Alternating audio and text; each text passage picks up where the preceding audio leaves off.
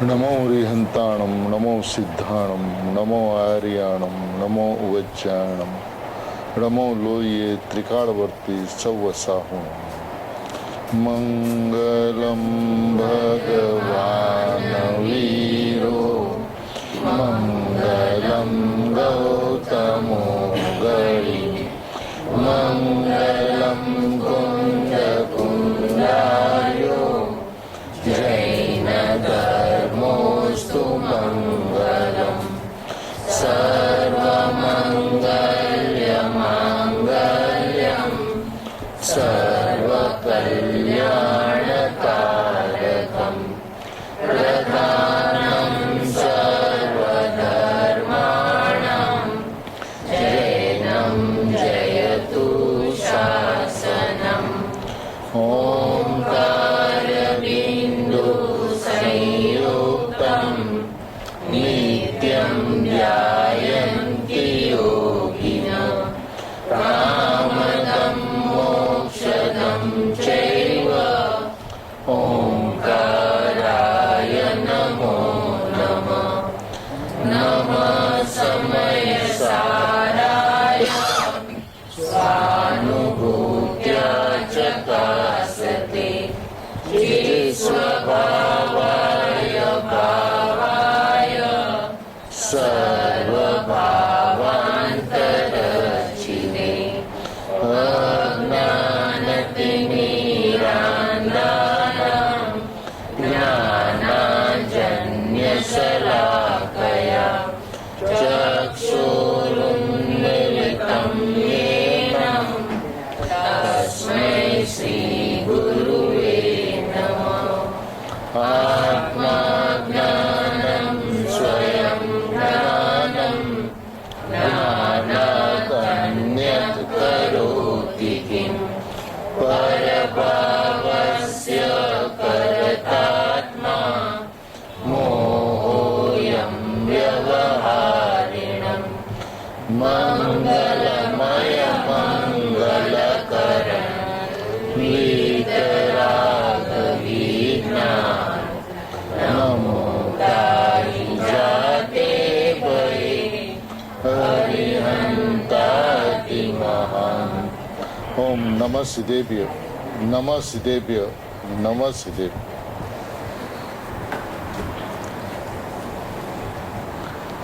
કુંદકુંદાચાર્ય ભગવાન દ્વારા રચિત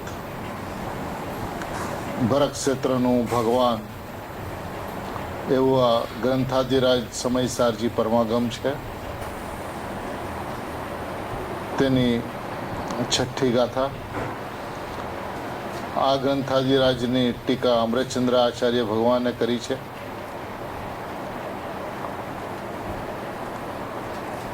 પૂજ્ય ગુરુદેવ શ્રીના શબ્દોની અંદરમાં આ છઠ્ઠીના લેખ છે.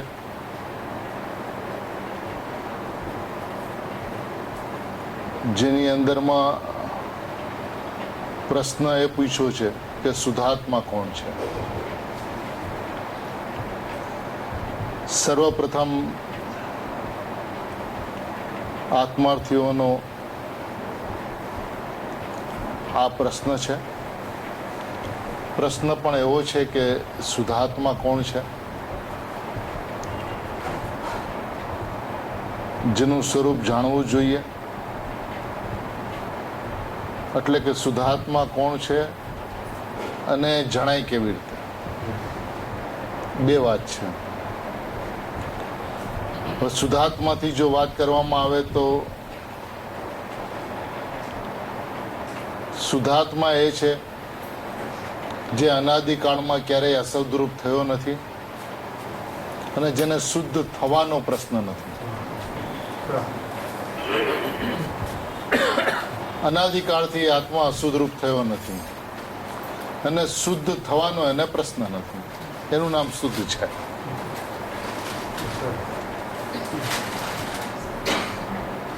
સ્વભાવથી જોવામાં આવે તો અનાદિ અનંત શુદ્ધ છે. એનું નામ શુદ્ધાત્મા છે.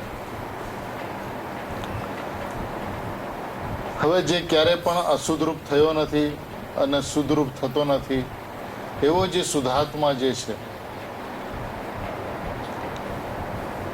એ સર્વ જીવોનું અંતરંગ છે અને એ અંતરંગ ખૂબ સરળતાથી સમજાય તેવું છે. એટલે આ જે શુદ્ધાત્મા જે છે એ શુદ્ધાત્મા નો કોઈ દિવસ ઉત્પાદ થયો નથી, એ શુદ્ધાત્માનો કોઈ દિવસ વ્યય થતો નથી, એ શુદ્ધાત્મા સદાય એકરૂપ છે, એ શુદ્ધાત્મા સદાય પ્રગટ છે, એ શુદ્ધાત્મા સદાય વિદ્યમાન છે, એ અનાદિકાળથી અપ્રગટ છે અને પ્રગટ કરવાનો છે એવો શુદ્ધાત્મા નથી. વાસ્તવિકતાથી જોવામાં આવે તો બસ એ શુદ્ધાત્મા શુદ્ધાત્મા છે, એનું નામ શુદ્ધાત્મા છે. એની અંદરમાં વધઘટ, આવવું જવું, અશુદ્ધતાનું ટળવું, શુદ્ધતાનું પ્રગટવું ઇત્યાદિ કાંઈ જ નથી. આ બધી વસ્તુથી જે સદાય એકરૂપ અપ્રભાવિત રહેલી વસ્તુ છે એ શુદ્ધાત્મા શુદ્ધાત્મા છે. એ પ્રમદ પણ નથી અને અપ્રમદ પણ નથી. એટલે ક્યારેય પ્રમદ ભાવ કે અપ્રમદ ભાવ રૂપે જે થયો જ નથી.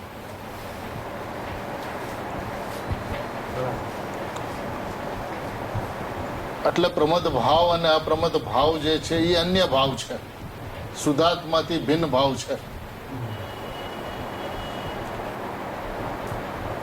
હવે જ્યારે પ્રમદ ભાવ અને અપ્રમદ ભાવ એટલે કે 1 થી 14 ગુણ સ્થાન, એ જો અન્ય ભાવ હોય તો પછી એની બહાર દ્રવ્ય કર્મ, નો કર્મ ઇત્યાદિની તો ચર્ચા જ ઉત્પન્ન થતી નથી. રાગાદી ભાવરૂપ જે થયો નથી અને વિતરાગ ભાવરૂપે જે થવાનો નથી એવો સ્વભાવ ભાવ જે છે એનું નામ શુદ્ધાત્મા છે. તું ભાઈ એવો પ્રયત્ન નહીં કરતો કે અનાદિથી હું રાગ ભાવ રૂપે થયેલો છું અને હવે મારે વિતરાગ રૂપે પરિણમવું છે.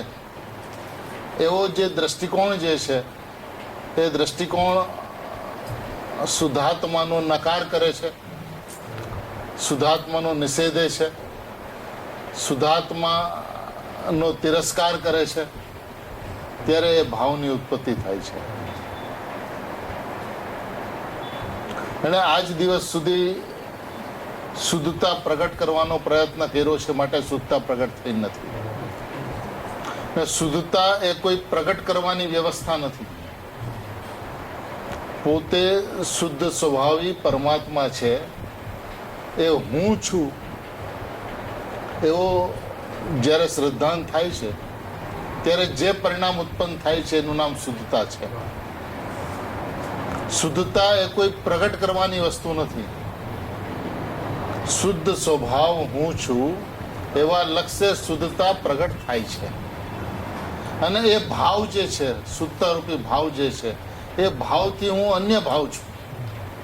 એ શુદ્ધતા રૂપી ભાવ છે એ પરિણમતો ભાવ છે, બદલતો ભાવ છે, પલટતો ભાવ છે, ઉત્પાદ્ય રૂપ ભાવ છે અને હું એકરૂપ રહેતો ભાવ છું. એટલે શુદ્ધ ભાવથી પણ ભિન્ન ભાવ રૂપ જે છે તે હું છું. એની તે ઉપાસના કોઈ દિવસ કરી નથી. શુદ્ધતા પ્રગટ કરવી છે એ ભાવે શુદ્ધતા પ્રગટ થતી નથી.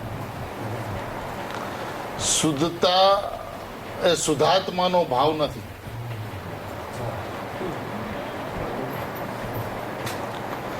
શુદ્ધતા એ તો પ્રગટ થતો ભાવ છે ને, અને જે શુદ્ધ ભાવ જે છે એ અપરિણમતો ભાવ છે, એકરૂપ રહેતો ભાવ છે. તો જે એકરૂપ રહેતો ભાવ જે છે, પરમ પારણામિક ભાવ જે છે, એ ભાવથી 4 ભાવ જે છે એ અન્ય ભાવ છે. ઉદય, ઉપસમ, ક્ષયોપસમ અને ક્ષાયિક 4 ભાવ છે, એ અન્ય ભાવ છે. એ અન્ય ભાવથી ભિન્નપણે જ્યારે ઉપાસવામાં આવે છે એટલે આ 4 ભાવ જે છે એ અન્ય ભાવ છે. એટલે કે અન્ય દ્રવ્યના ભાવ છે. શુદ્ધાત્માથી જોવામાં આવે તો પરિણામ જે છે, પરિણામની અંદરમાં ઉત્પન્ન થતા 7 તત્વો જે છે એ અન્ય દ્રવ્ય છે, ભિન્ન દ્રવ્ય છે.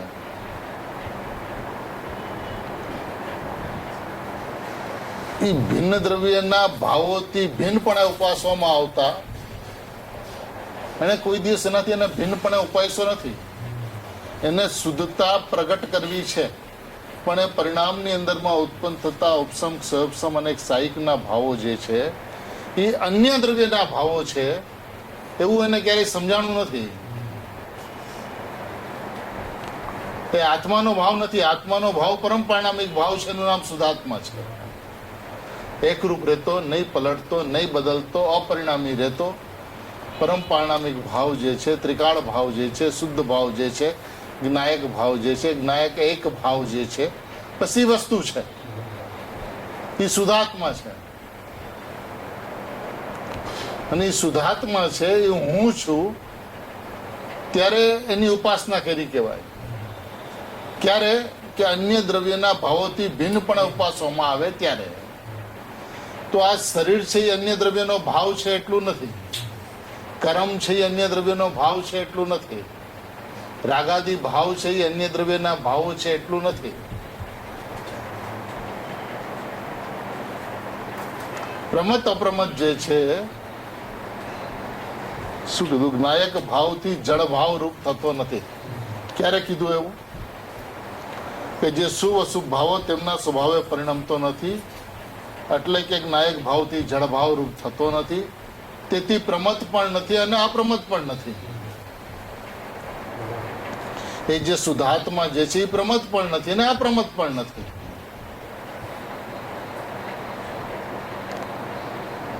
એનું નામ શુદ્ધાત્મા છે. અને એ સદાય પ્રગટ છે, સદાય વિદ્યમાન છે, સદાય હાજરાજુર છે, સદાય એકરૂપ ભાવ છે. એ શુદ્ધ ભાવ છે. અને આણે હંમેશા શુદ્ધતા પ્રગટ કરવાનો પ્રયત્ન કર્યો છે. તો એની અંદરમાં એની પ્રીતિ પર્યાય ઉપરની છે. જે શુદ્ધતા પ્રગટ કરવા ચાહે છે એની પ્રીતિ પર્યાયની પ્રીતિ છે. એનું નામ પર્યાય દ્રષ્ટિ છે. જે શુદ્ધ ભાવ જે છે એ હું છું એવી જ્યારે ઉપાસના થાય છે ત્યારે શુદ્ધતા પ્રગટ થાય છે. હવે થાય કે ન થાય એની સાથે મારે કોઈ પ્રશ્ન નથી.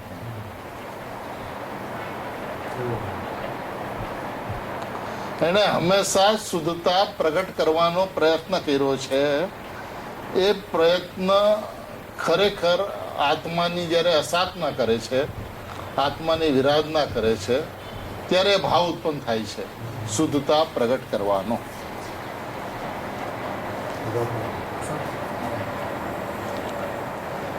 કારણ કે એ ભાવ પ્રગટ કરવાના પરિણામની અંદરમાં જે અનાદિ અનંત શુદ્ધ છે, જે અનાદિ અનંત પ્રગટ છે, જે અનાદિ અનંત વિદ્યમાન છે, જે અનાદિ અનંત એકરૂપ છે, એની અવહેલના કરે છે. સોગાનીજી સાહેબને એક પ્રશ્ન પૂછ્યો કે સાહેબ આટલો બધો પ્રયત્ન કરવા છતાં પણ વિકલ્પ તૂટતો કેમ નથી? દરેક જીવોની આ ચાહના છે કે વિકલ્પ તૂટે અને નિર્વિકલ્પતા પ્રગટ થાય. તો એ કે છે કે તું વિકલ્પથી ડરે છે શા માટે? વિકલ્પ તારી વસ્તુ જ નથી. અને વિકલ્પનો અભાવ થઈને જે નિર્વિકલ્પતા પ્રગટ થાય છે એ પણ તું નથી.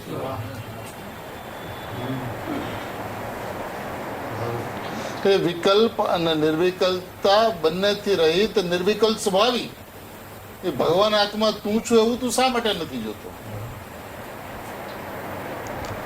એ વિકલ્પ તૂટતો નથી, એની અંદરમાં તારો ભગવાન આત્મા તૂટે છે.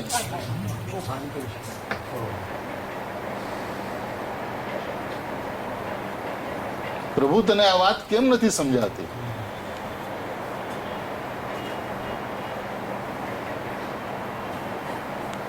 કે તું નિર્વિકલ્પ સ્વભાવી ભગવાન આત્મા વિદ્યમાન છો ને, એ તું છો ને, તો તો વિકલ્પ હો કે નિર્વિકલ્પ, તો એનાથી તને અંતર શું પડે છે?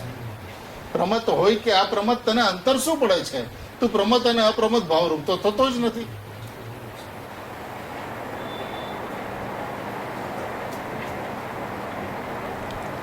તારી દ્રષ્ટિ પ્રમત અપ્રમત ઉપર પડી છે.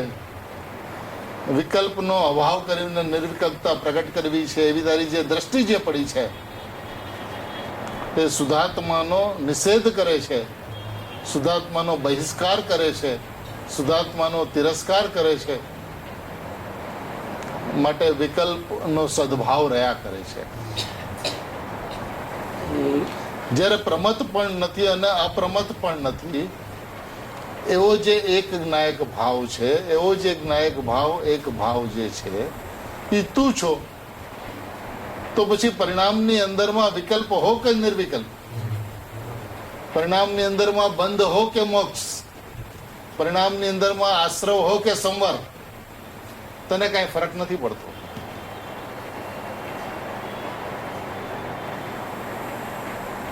તે વસ્તુને વસ્તુના સ્વભાવથી જોઈ જ નથી.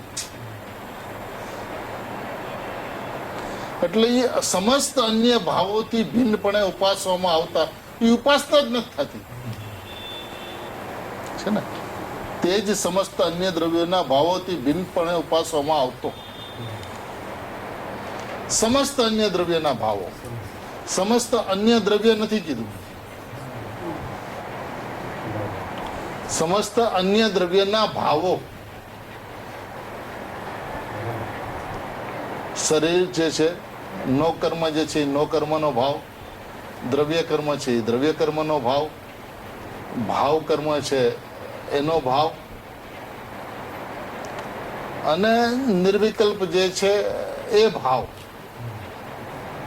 એનાથી ભિન્નપણે ઉપાસવામાં આવતું. એટલે ભાઈ તું એટલું સમજ કે કર્તા કર્મનો ભાવ એ શુદ્ધાત્મા સાથે કોઈ સંબંધ રાખતો નથી, કારણ કે એ અકર્તા છે. નિમિત્ત નૈમિત્તિક ભાવ એની સાથે શુદ્ધાત્મા કોઈ સંબંધ નથી રાખતો, કારણ કે ત્રિકાળ ઉપાદાન ભાવ છે.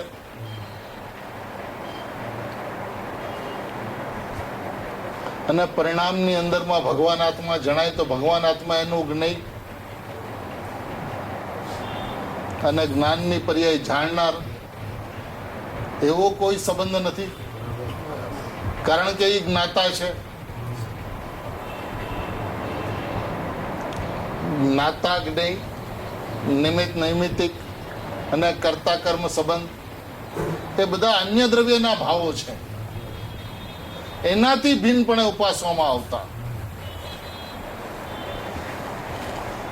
ભાઈ હું શુદ્ધાત્મા છું એવું એને ધારણાની અંદરમાં હોવા છતાં પણ, વિચારોની અંદરમાં એવું હોવા છતાં પણ એની અંદરમાં અહમ શા માટે નથી? કારણ કે એનો હેતુ સમ્યક દર્શન પ્રગટ કરવું તે છે. એ દર્શનની મૂર્તિ છે.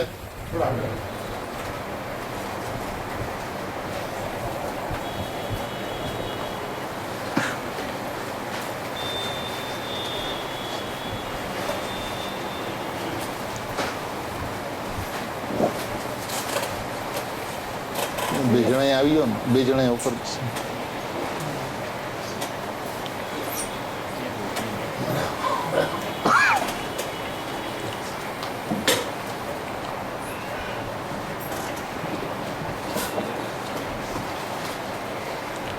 એ દર્શનની મૂર્તિનો વિરોધ કરે છે ત્યારે દર્શન પ્રગટ કરવાનો ભાવ ઉત્પન્ન થાય છે.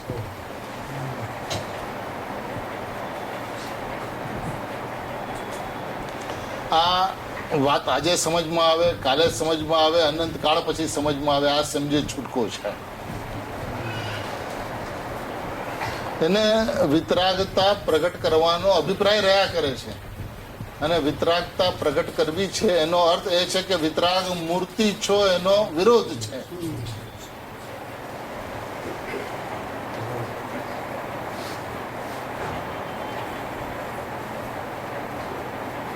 અને કોઈ દિવસ અન્ય દ્રવ્યના ભાવોથી ભિન્ન છું પરમ પારણામિક ભાવ છું, ઉદય ઉપસમ સ્વસમનક સાહિક એ પર્યાયના ભાવો છે, એ અન્ય દ્રવ્યના ભાવો છે, એવું એને ક્યારે લાગ્યું જ નથી.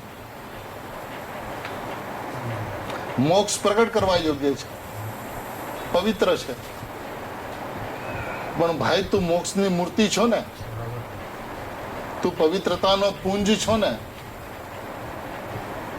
એનો સ્વીકાર નથી થતો, તો એની ઉપાસના થતી જ નથી. એની ઉપાસના થાય ત્યારે એ શુદ્ધ છે એમ કહેવાય છે.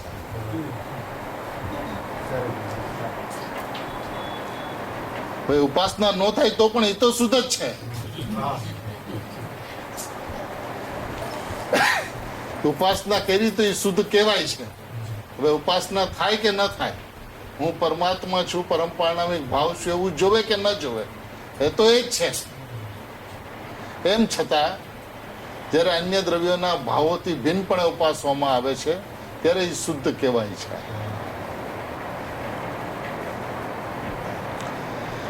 વસ્તુ સ્વભાવથી શુદ્ધ છે, વસ્તુ સ્વભાવથી સંપૂર્ણ છે.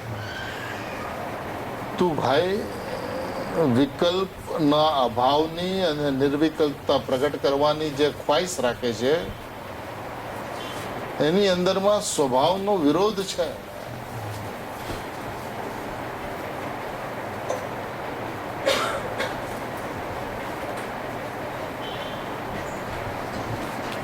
એને હંમેશા સ્વભાવનો આદર નથી કર્યો, સ્વભાવનો વિરોધ કર્યો છે. હું પરમાત્મા છું એવું બોલે છે પણ એ માનતો નથી. હંમેશા જીવ એમ કે છે કે ભાઈ હું ભગવાન છું, પણ ભગવાન છું એવું તું માને છે તો ભગવાનને કઈ વસ્તુની જરૂરત છે? સિમંદર પરમાત્માને શેની જરૂરત છે? હું ભગવાન છું એવું જે માને એને વિકલ્પ કે નિર્વિકલ્પતા ની કોઈ અપેક્ષા રહેતી નથી. આ પ્રમદ દશા ક્યારે પ્રગટ થાય એ વાત રહેતી નથી. એ શુદ્ધાત્મા છે, એ હું છું. એ શુદ્ધાત્મા બધાને જણાય છે.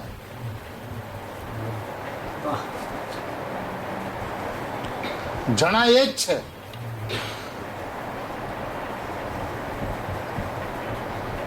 દરેક જીવને વર્તમાન જ્ઞાન ઉપયોગની અંદરમાં એ શુદ્ધાત્મા જણાય જ છે. સૌથી પહેલા તો તું શુદ્ધાત્મા છો, પહેલી વાત. અને બીજી વાત, શુદ્ધાત્મા જણાય છે અને તું જાણવા પાછળ પડ્યો છો. ગુરુદેવ કે છે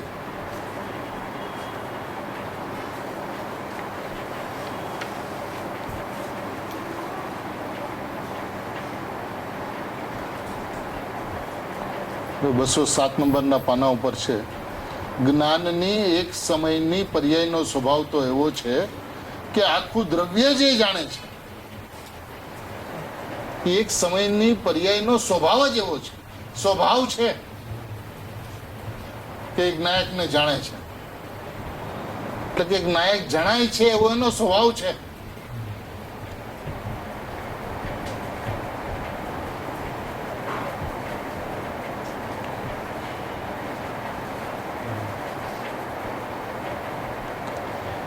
એની જે સ્વાધીન વ્યવસ્થા જે છે, એની સ્વાધીન અનાદિ અનંત એકરૂપતા જે છે કે જેમાં પ્રત્યેક સમયના ઉત્પન્ન થતા જ્ઞાન પર્યાયની અંદરમાં નાયક જણાય જ છે.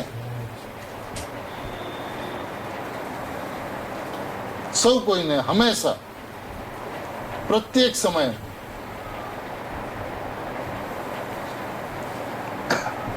કારણ કે જ્યારે જ્ઞાનથી વિચાર કરવામાં આવે છે તો જ્ઞાન જ્ઞાયકનું છે, અને જો જ્ઞાન જ્ઞાયકનું છે તો એ જ્ઞાનમાં જ્ઞાયક ન હોય તો એ જ્ઞાયકનું જ્ઞાન કહેવાય કેવી રીતે?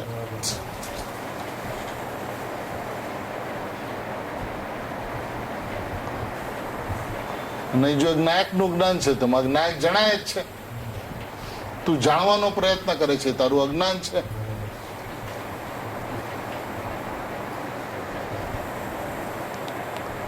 તારું કર્તવ્ય તો હું નાયક છું એટલું નક્કી કર, એનાથી આગળ તારું કોઈ કર્તવ્ય છે નહીં.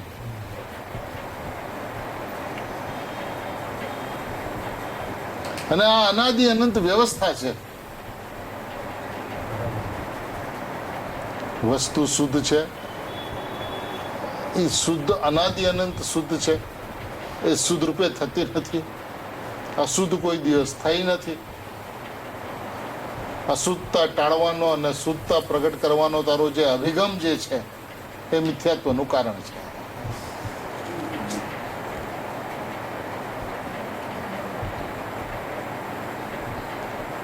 હવે આ વાત માને કોણ? કે ભાઈ કોણ માને ન માને એનાથી અમને કોઈ પ્રયોજન નથી. વસ્તુ તો આવી છે. તું માન ન માન, સ્વીકાર ન સ્વીકાર, વસ્તુ તો આવી છે.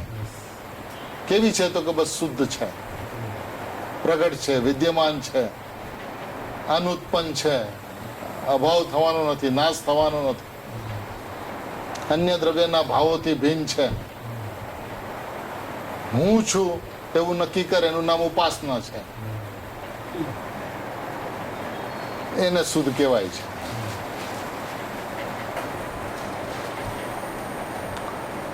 જગતને આ વાત અટપટી લાગે છે. આટલી સહેલી હોય એ વાત વિશ્વાસમાં જ નથી આવતી. કંઈક મહેનત કરે, કંઈક પુરુષાર્થ કરે, અરે ભાઈ હું પરમાત્મા છું, એ અનંત પુરુષાર્થ છે. એવું નક્કી કરવું એ અનંત પુરુષાર્થ છે. નક્કી કેમ થાય?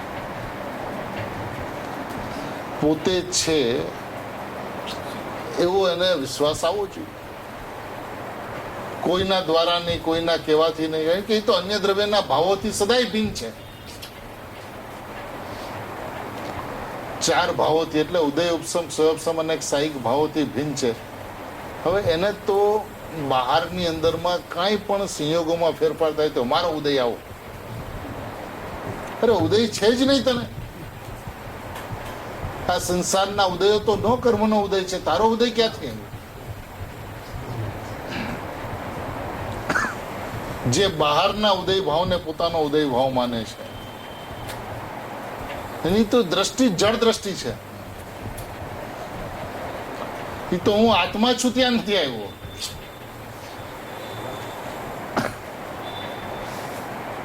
જે આત્મા પોતાને શુદ્ધાત્મા માને છે એને આ બધા તો ઉદય ભાવ દેખાતા જ નથી. એને ઉદય શું છે? તો કે એક સમયની ઉત્પન્ન થતી પર્યાય જે છે એ ઉદય છે.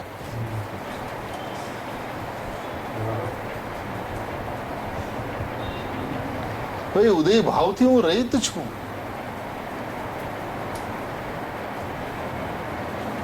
અનુકૂળતા અને પ્રતિકૂળતાનો પ્રશ્ન જ નથી. જગતની અંદરમાં કોઈ પદાર્થ અનુકૂળ કે પ્રતિકૂળ નથી.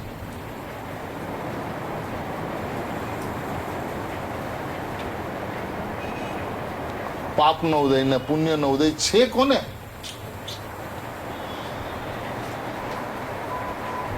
જે અનુદય સ્વરૂપી ભગવાન આત્મા છે એને કઈ ચીજનો ઉદય છે? જે અનાદિ અનંત અનુત્પન્ન છે એને શું બહારમાં ઉત્પન્ન થાય છે?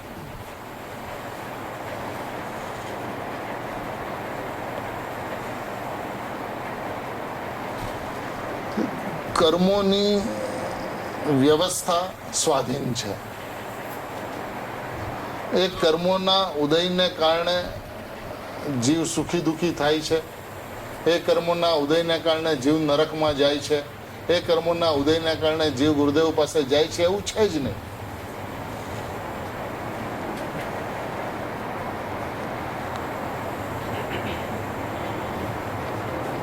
જાય છે તો એની ક્રિયાવતી શક્તિથી જાય છે, એના ઉપાદાનથી જાય છે. કોઈ નિમિત્ત નથી કર્મ. હવે આ વાત તને મંજૂર છે? કર્મનો ઉદય મને છે એ વાત તું લાવ્યો ક્યાંથી? ચેતનને જળનો ઉદય આવ્યો ક્યાંથી?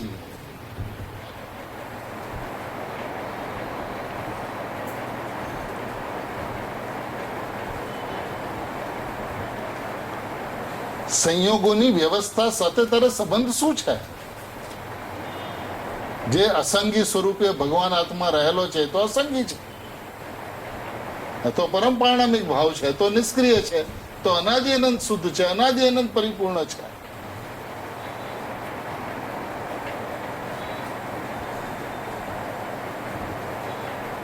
તું એક વખત તને તારા સ્વભાવથી જોઈ નથી શકતો પ્રભુ? જ્યારે જો ત્યારે કર્મોની ચર્ચા, ઉદયની ચર્ચા, ઉદયની વાર્તા. બસ ગુરુદેવ પાસે જઈએ તો છૂટીએ. અરે તું છૂટો છું ને,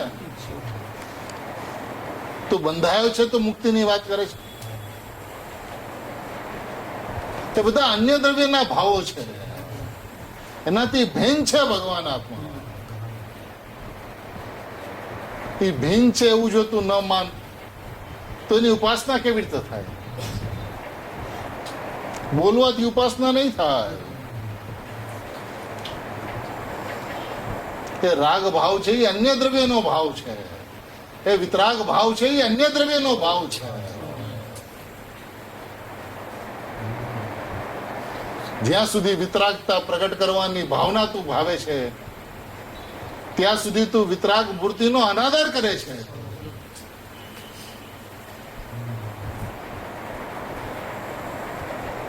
તારું દ્રવ્ય તૂટે છે માટે તને એવો પ્રશ્ન ઉત્પન્ન થાય છે કે વિકલ્પ તૂટતો કેમ નથી. તારું દ્રવ્ય તૂટે છે ત્યારે એવો પ્રશ્ન ઉત્પન્ન થાય છે કે નિર્વિકલ્પતા થતી કેમ નથી.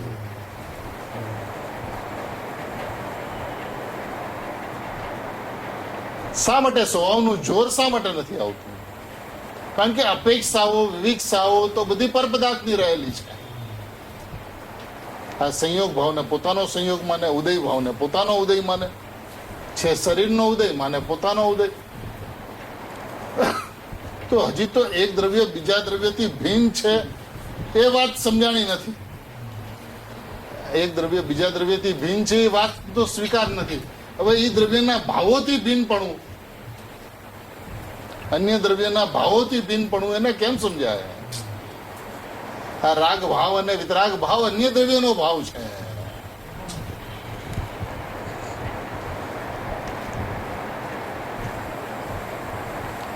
ઉપાસના જ નથી થતી.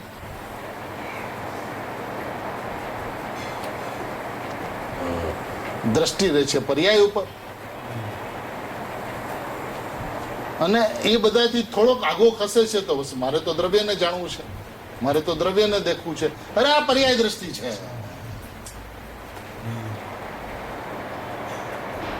હું દ્રવ્ય છું એ દ્રવ્ય દ્રષ્ટિ છે, હું શુદ્ધાત્મા છું એ દ્રવ્ય દ્રષ્ટિ છે.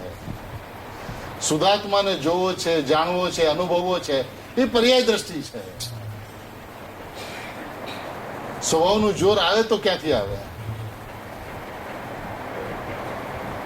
सुगानी साहब के अपना द्रव्य टूटता है तो विकल्प क्यों नहीं टूटता, ऐसा विकल्प उठता है. तारी दृष्टि विकल्प ऊपर જાય છે શા માટે પ્રભુ? વિકલ્પ કે નિર્વિકલ્પ તું એનાથી અપ્રભાવિત છો. વિકલ્પમાં તારામાંથી કઈ ઘટતું નથી અને નિર્વિકલ્પતામાં તારામાં કઈ વધતું નથી. એવી વસ્તુ તું છો ને પ્રભુ.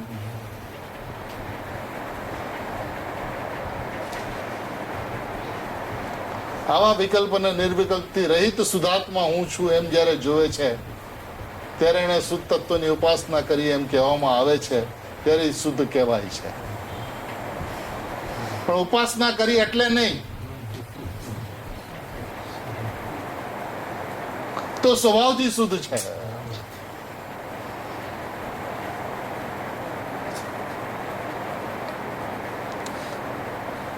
એટલું સુંદર તત્વ છે, એટલું સરળ તત્વ છે કે એને વિશ્વાસ નથી આવતો કે આત્મા આટલો સહેલો હોઈ શકે.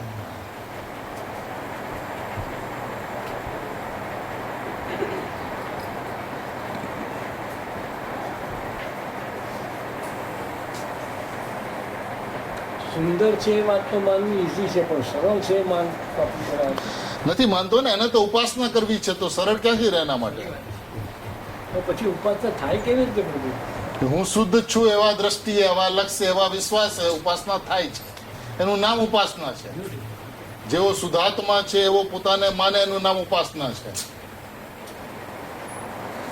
કારણ કે જે પર્યાય એમ કે છે કે હું શુદ્ધ છું એ ઉપાસના છે. શુદ્ધને જાણવો છે, શુદ્ધને અનુભવવો છે, એ અનાદર છે, અવિનય છે. તો જણાય એવી ચીજ છે ને, આખું દ્રવ્ય જણાય છે. તો એ અનુસંધાન કેવી રીતે કરવું એ બીજો પેરેગ્રાફનો વિષય છે. પણ પહેલા પેરેગ્રાફની અંદરમાં પ્રમત અપ્રમતથી રહિત જે એક જ્ઞાયક ભાવ છે એ એક જ્ઞાયક ભાવ છે. જ્ઞાયક એક ભાવ છે, એની અંદરમાં અનેકતા નથી, અનંતતા નથી. જ્યાં સુધી જ્ઞાયકની અંદરમાં જ્ઞાન, જ્ઞાયકની અંદરમાં દર્શન, જ્ઞાનની અંદરમાં જાણવું, ભલે જ્ઞાયકનું જાણવું એ વાત હોય, દર્શનની અંદરમાં આત્માનું દેખવું, એવો અભિપ્રાય જ્યાં સુધી છે ત્યાં સુધી પર્યાય દ્રષ્ટિ છે.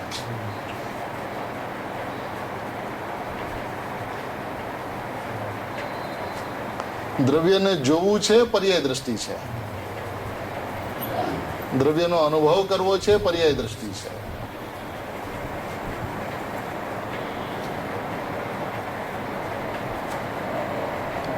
ભાઈ આટલી વાત તને સમજાતી નથી માટે દ્રવ્ય આકરું પડે છે, આકરું પડે છે. વસ્તુ જે પ્રગટ છે, વિદ્યમાન છે, હાજરા હાજુર છે, એને પ્રગટ કરવી છે. તો એ પ્રગટ કરવું છે એનો અનાદર છે ત્યારે પ્રગટ કરવાનો ભાવ ઉત્પન્ન થાય છે.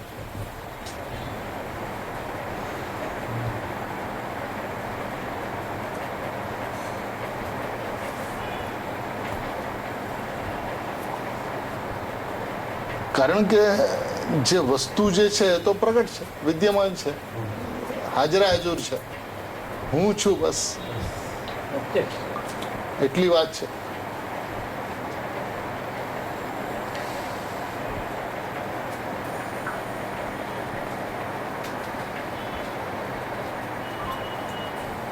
જ્ઞાયક એક ભાવ, એક ભાવ, એક ભાવ. એક જ્ઞાયક ભાવ એમની જ્ઞાયક એક ભાવ છે. એક ભાવ છે, એની અંદરમાં અનેકતા નથી.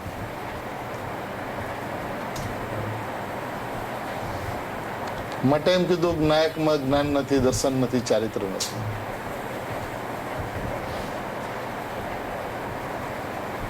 એક ભાવ છે, ચાર ભાવથી ભિન્ન ભાવ છે.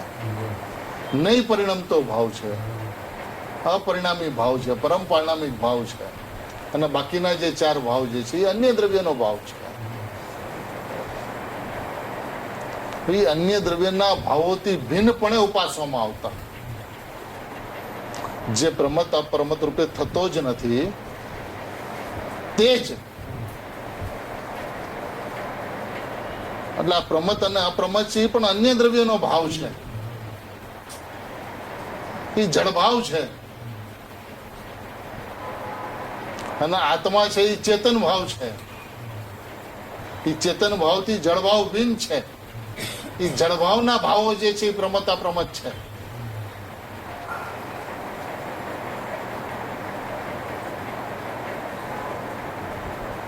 ભાઈ આ વાત જો તને ગળે નહીં ઉતરે તો આ શુદ્ધાત્મા નહીં સમજાય બાપુ.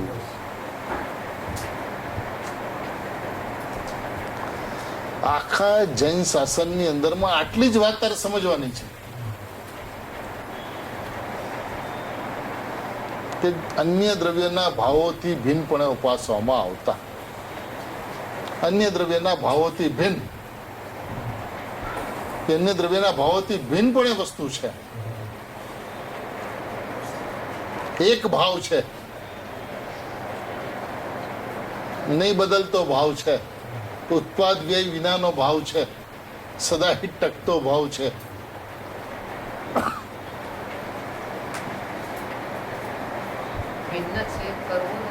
હે? હા, ભિન્ન, સ્વભાવથી ભિન્ન છે. બસ હું છું. ભિન્ન છે એટલે તારે શું નક્કી કરવાનું? હું છું. બસ એ હું છું એ ઉપાસના છે, એનું નામ ઉપાસના છે. એ તો બહુ સરળ લાગે ભાઈ. બસ એટલું જ છે. હું છું, બસ મેં હું. એ મેં હું એનું નામ ઉપાસના છે.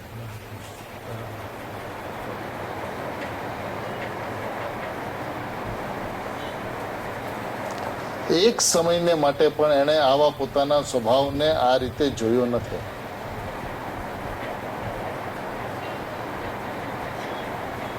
માનતો જ નથી. અને હરીફરીને વિકલ્પ ઉત્પન્ન થાય કે આટલું કરવા છતાં હજી નિર્વિકલ્પતા ન થઈ, સમ્યક દર્શન નથી થતું. તું એક ભાવે ઉપાસના જ નથી કરતો, હું એક છું એવું જોતો જ નથી. માટે અનેકતાનો પ્રશ્ન તને રહ્યા કરે છે.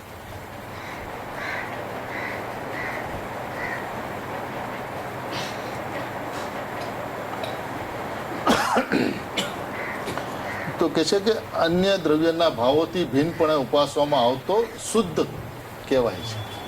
છે તો શુદ્ધ, પણ એ અન્ય દ્રવ્યના ભાવોથી ભિન્ન છું, એ હું છું એવી જે સમજણ છે એનું નામ ઉપાસના છે.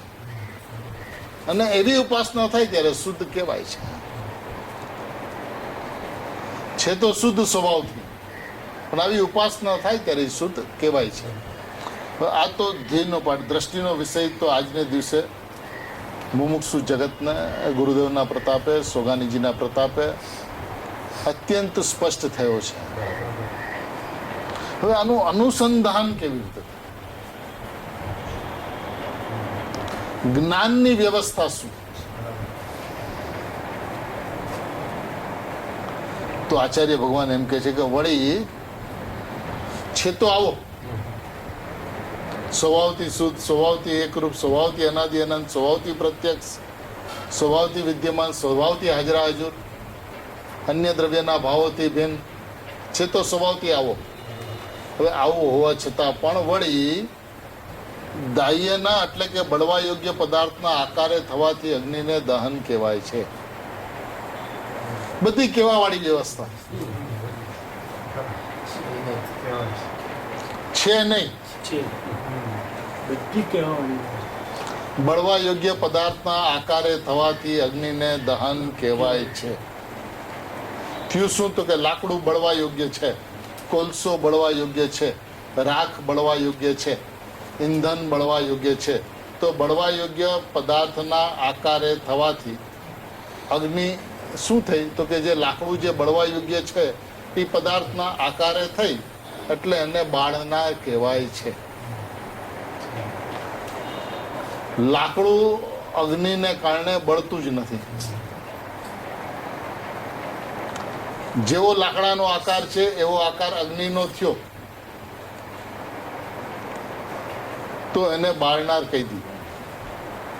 લાકડાની પોતાની પર્યાય શીતળપણે હતી, એનો વ્યય થઈ, એ પર્યાય ઉષ્ણપણે, નવી પર્યાય ઉષ્ણપણે પ્રગટ થઈ અને એ લાકડું બન્યું છે. વાત તો ત્યાં સુધી છે કે દ્રવ્યને કારણે પણ પર્યાય બળતી નથી. તો અગ્નિને કારણે બળે છે એ વાત તો ઘણી દૂરની છે.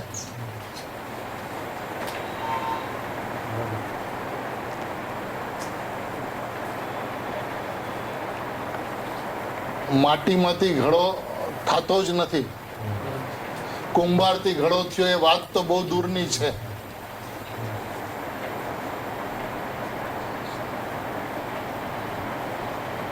માટી ઘડારૂપ થતી જ નથી.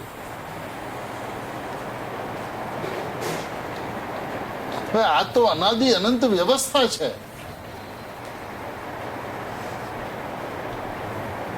માટી દ્રવ્ય, ત્રિકાળી દ્રવ્ય, એકરૂપ દ્રવ્ય એ કેવી રીતે ઘડા રૂપે થાય? એમ છતાં અત્યારે તો અગ્નિ લાકડાને બાળતી નથી એ સિદ્ધ કરવું છે કે અગ્નિ અગ્નિના આકારે છે અને લાકડું લાકડાના આકારે છે. અગ્નિ લાકડાના આકારે થઈ નથી. લાકડું બળવા યોગ્ય છે તો બળે છે, પરંતુ અગ્નિ એ આકારે થઈ તો એને બાળનાર કહી દીધું. એવી રીતે જણાવવા યોગ્ય પદાર્થના આકારે થવાથી હું બળવા યોગ્ય અને અહીંયા જણાવવા યોગ્ય. જગત જે છે એ જણાવવા યોગ્ય છે અને જ્ઞાનની અંદરમાં એ જણાય છે. તો જ્ઞાન જણાવવા યોગ્ય પદાર્થના આકારે થયું એટલે કે જ્ઞેયાકારે થયું. જેવા જ્ઞેયો છે એ આકારે જ્ઞાન થયું તો એને જાણનાર કહેવાય છે.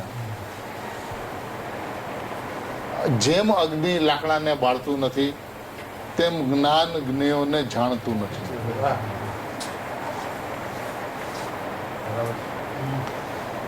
લાકડું અગ્નિ બાળનાર નથી અને જ્ઞાન પરજ્ઞેયોને જાણનાર નથી.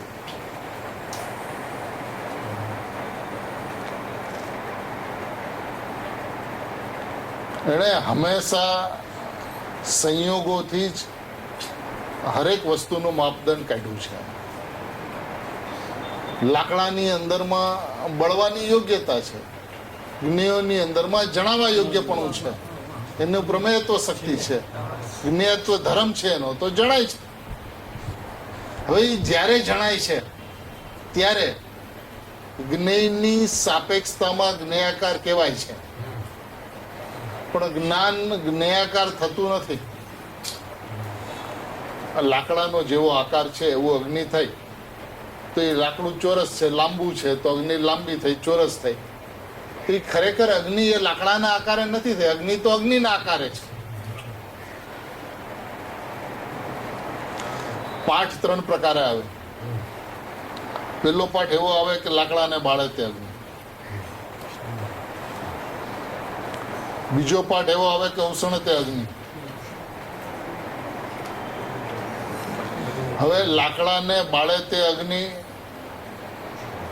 એ તો સાવ ખોટું. ઉષ્ણ તે અગ્નિ એ સાચું કે ખોટું?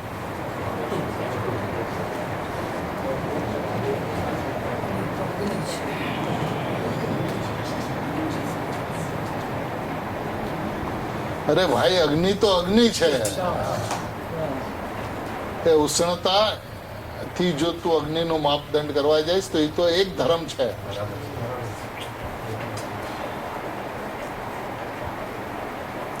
અગ્નિ તો અગ્નિ છે. એને લાકડાના બળવા સાથે પણ કઈ સંબંધ નથી અને ઉષ્ણતા સાથે પણ કઈ સંબંધ નથી. ઉષ્ણતા સાથે તું વસ્તુને વસ્તુથી જોતો નથી. જ્ઞાન તે જ્ઞાયક, દર્શન તે જ્ઞાયક, ચારિત્ર તે જ્ઞાયક. પણ જ્ઞાયક તે જ્ઞાયક છે કે નહીં? બહુ સુંદર. એમાં જ્ઞાન, દર્શન, ચારિત્ર તે જ્ઞાયક એ તો તને જ્ઞાયક સમજાતો નહોતો માટે કહેવામાં આવ્યું. ભેદ પાડીને, વ્યવહારથી ઉપજાવીને તું ક્યાં સુધી વસ્તુને સંયોગથી જોતો રહીશ?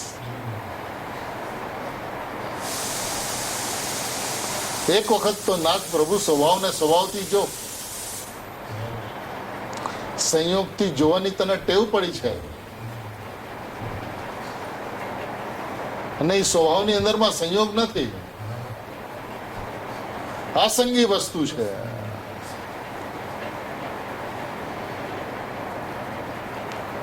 પછી આની અંદરમાંથી તો ઘણું બધું નીકળશે, પણ પેલા બેઝિક વસ્તુ જે છે એ બેઝિક વસ્તુ તો ચોખ્ખી કરનાર.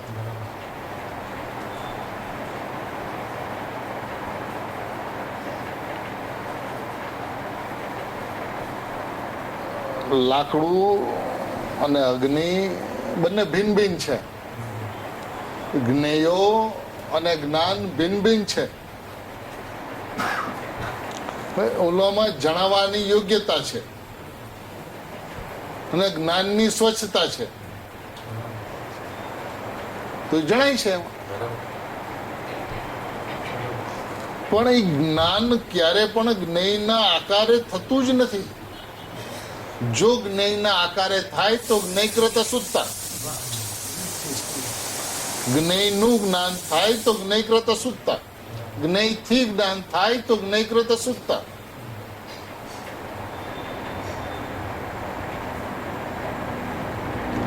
અગ્નિ લાકડાને બાળે તો દાહ્યકૃત અશુદ્ધતા. લાકડું જો અગ્નિને કારણે બળે તો એ દાહ્યકૃત અશુદ્ધતા. વ્યવસ્થા જ નથી. ભિન્નતા, અત્યંત ભિન્નતા. એક સમયની પર્યાયને એના ત્રિકાળ દ્રવ્ય સાથે કઈ સંબંધ ન હોય, એક સમયની પર્યાયને ઉત્તર પર્યાય સાથે કઈ સંબંધ ન હોય, હવે એક સમયની પર્યાયને બીજા દ્રવ્ય સાથેનો સંબંધ, બીજા દ્રવ્યની પર્યાય સાથેનો સંબંધ, એવો કોઈ સંબંધ જ નથી વ્યવસ્થાની અંદર. આ દ્રવ્યની પર્યાય કરતા અને બીજા દ્રવ્યની પર્યાયનું કર્મ ક્યાંથી લાવ્યો ભાઈ તું? અહીંયા તો આ સમયની પર્યાય કર્મ અને એનું દ્રવ્યનું કરતા એવું નથી.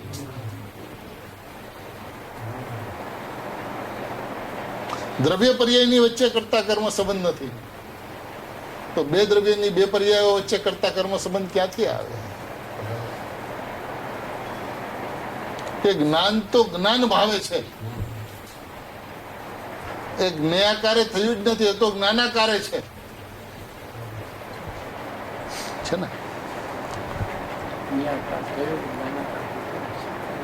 તેવી રીતે જ્ઞેયાકાર થવાથી તે ભાવને જ્ઞાયકપણું પ્રસિદ્ધ છે. કે જ્ઞેયાકાર જેવો જ્ઞેય છે એવો આકાર થયો તો તેને જ્ઞાયકપણું પ્રસિદ્ધ છે, જાણનારપણું પ્રસિદ્ધ છે. તો એ જ્ઞેયના આકારે થયું એટલે જાણનાર, જણાવવા યોગ્યના આકારે થયું તો એ જાણનાર, મળવા યોગ્યના આકારે થયું તો એ બાળનાર. પણ ભાઈ બાળનાર છે કે નહીં? અગ્નિથી લાકડું બળે છે કે નહીં? જ્ઞાન જ્ઞેયને જાણે છે કે નહીં? શું સંબંધ છે એ બંનેની વચ્ચે?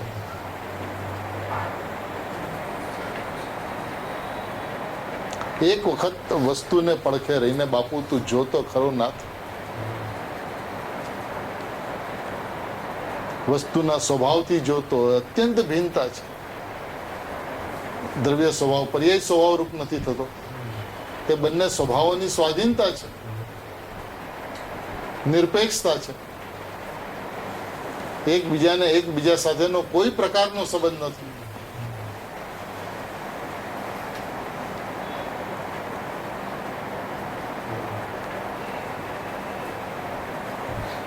એવી સ્વાધીનતા, એવી સ્વતંત્રતાનો તું સ્વીકાર ન કરે અને તને પછી જ્ઞાનની અંદરમાં દ્રવ્ય તને જણાઈ જાય તો જણાય છે, પણ તને કેમ નથી જણાતું? કારણ કે તારે નાયકને જાણવો છે માટે નથી જણાતું.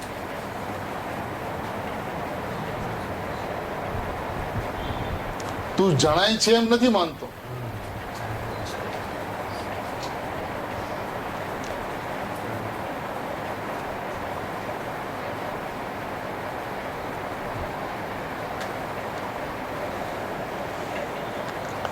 વ્યવસ્થા તો ભાઈ અત્યંત સુંદર છે.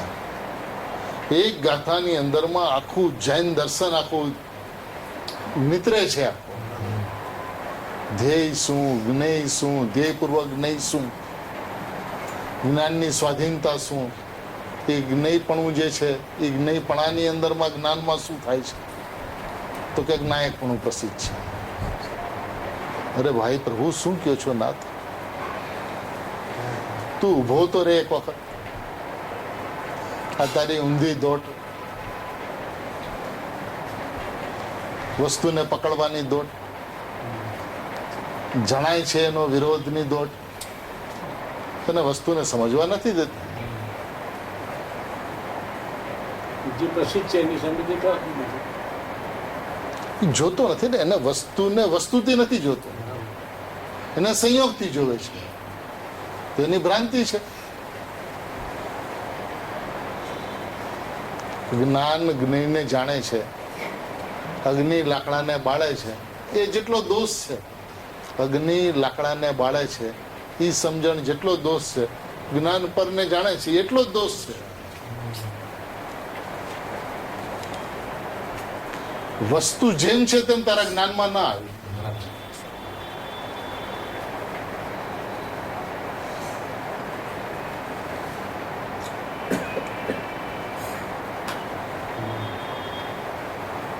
એક વખત ધીરો થઈને, ગંભીર થઈને, ધીરજપૂર્વક બેસીને, અરે આચાર્ય ભગવાન શું કે છે, આમાં ગુરુદેવ શું કે છે. એ જ્ઞાયકાર અવસ્થામાં જ્ઞાયકપણું પ્રસિદ્ધ છે.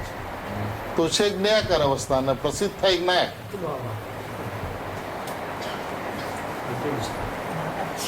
હે? હા, પ્રભુ જ્ઞાયક કહ્યું ને જ્ઞાયક શબ્દ બે ફેરવા ફેર શબ્દ શું અર્થ? વાત અવસ્થાની છે, વાત જ્ઞાયકની નથી. એટલે જ્ઞાયક પડ્યું. જ્ઞાયકાર અવસ્થાની વાત છે ને, તો એ તો અવસ્થા છે. તો એ જે અવસ્થા છે એ અવસ્થાની અંદરમાં જ્ઞાયક નથી આવતો.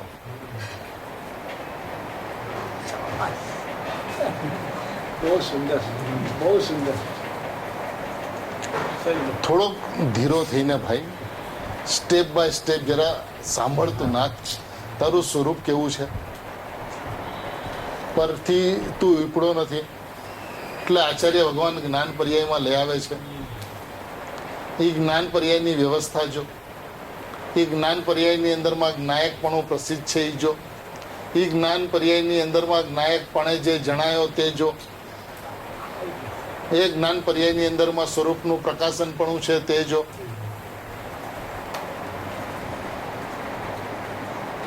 અને આવું બધું હોવા છતાં પણ જ્ઞાયક તો જ્ઞાયક છે. એ જોતો ખરો પ્રભુનાથ ક્યાં સુધીની વાત છે.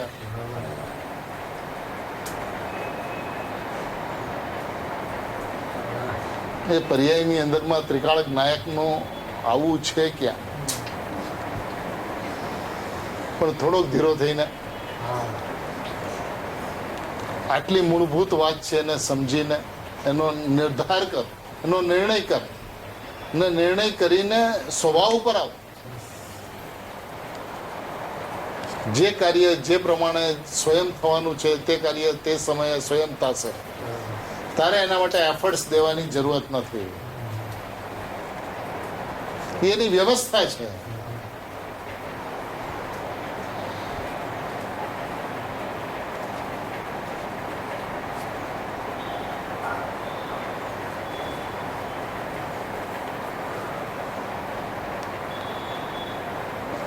કેટલો આ ગાથાની અંદરમાં માલ રહેલો છે એનું કોઈ ગણિત નથી. આખું જૈન દર્શન, આખું 12 અંગ અને 14 પૂર્વ આ ગાથાની અંદરમાં સમાય છે.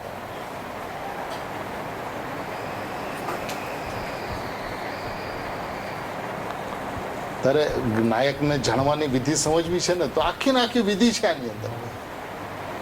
પેલા ધ્યેય સંબંધી નિશ્ચિંતા કર.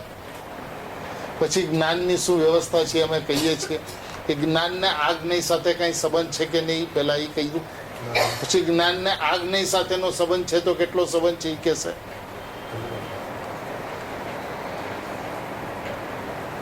પણ પેલા આની સાથે આને કઈ છે નહીં તો નક્કી કર.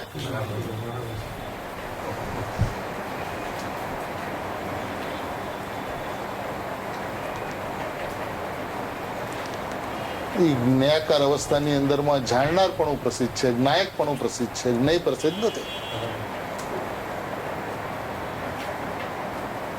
જેમ અગ્નિ લાકડાને બાળતી નથી છતાં એને સંયોગ જોઈને બાળનાર કહેવાય, એમ જ્ઞાન જ્ઞેયને જાણતું નથી, એમ છતાં જ્ઞેય સાપેક્ષતાની અંદરમાં એને જ્ઞેયાકાર કહેવાય.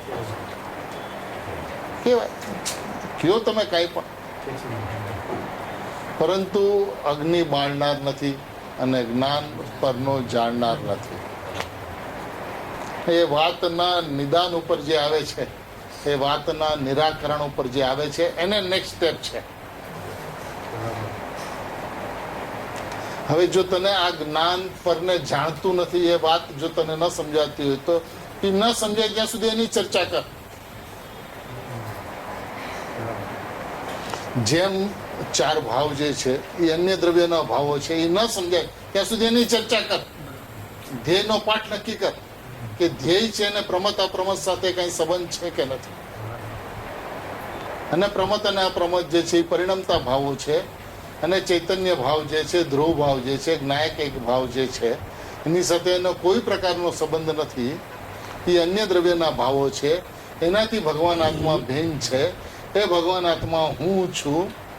તો એ ધ્યેયનો પાઠ છે. એ નક્કી થયા પછી જ્ઞાન જ્ઞેયોને જાણે છે કે નથી જાણતું? તો કે અગ્નિ લાકડાને બાળે તો જ્ઞાન જ્ઞેયોને જાણે.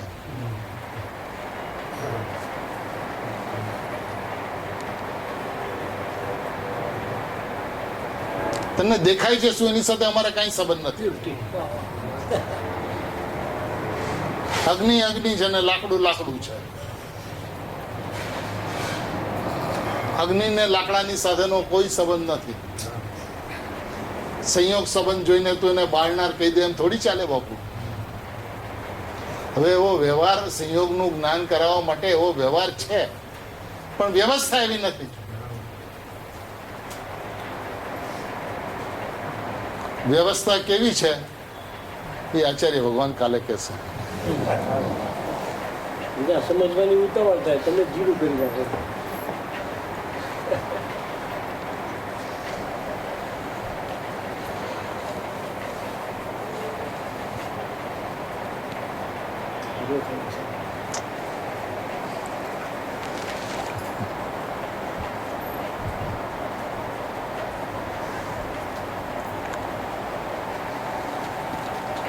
આ કાળની અંદરમાં ગુરુદેવ મળવા, આવું તત્વજ્ઞાન મળવું, એની આટલી સ્પષ્ટતા, એક વખત ધીરો પડીને વસ્તુને આસ્તે આસ્તે આસ્તે આસ્તે ખોલીને એના ઊંડાણની અંદરમાં જાય, એના પેટાળની અંદરમાં જાય તો ખબર પડે શું છે.